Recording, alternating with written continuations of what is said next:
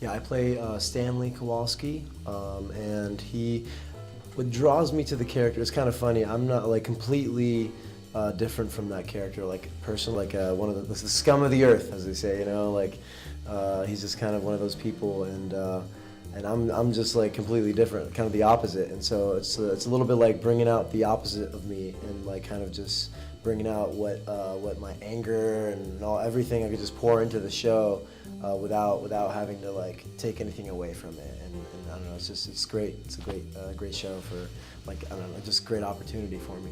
For Blanche, it was the emotional depth. I had never played a character that hard before. She's feeling at least 5 emotions at once in any given moment. So I really wanted a challenge. I really wanted to grow as an actress and as a person, and I think that this role really helped me do that. So I play Stella Kowalski.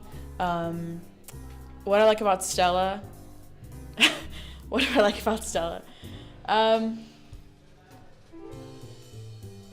She's one of the most challenging roles I've ever played. A lot of the times it's like duality, like she's gonna be one thing as well as another. So she's not always just angry, not always just passionate. It's a bunch of different things all in one.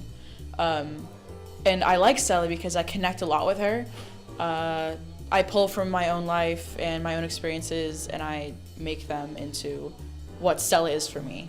And she's a very complex character, but I like the challenge, so I really enjoy playing her a lot. I love John Loprino. As a director, he is incredibly intuitive. He really understands the motives of the play, the themes of the play, and he really understands his actors.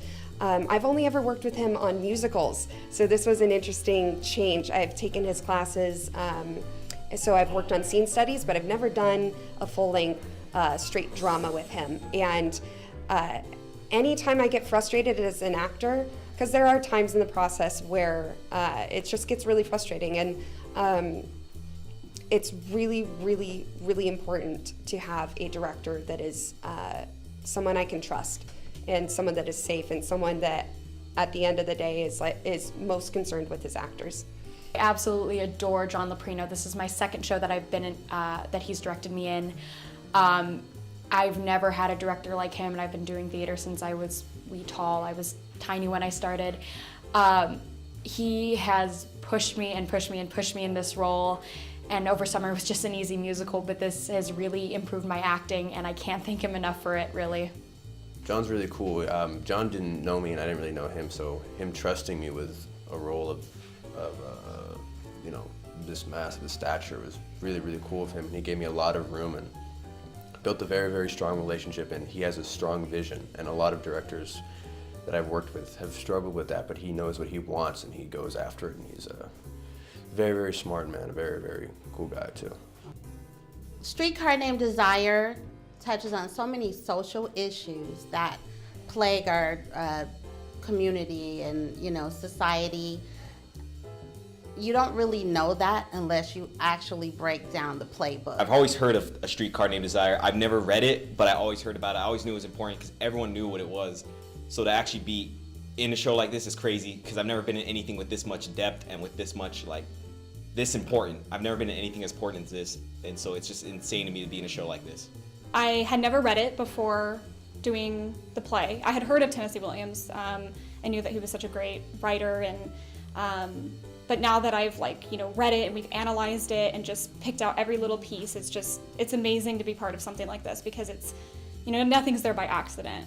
The whole play is it's amazing. I think arts and community, I think arts in general are vastly important, like not only for the people participating in it, but like for the audience itself. There's like sort of a relationship that goes on between the performer and the audience, and they both kind of need each other in order to function.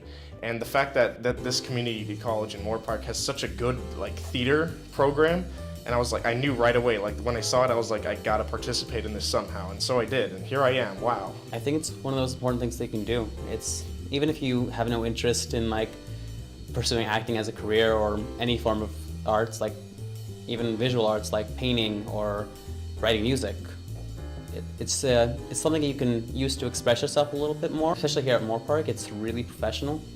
You come here, you treat it like a job. It's something you should do.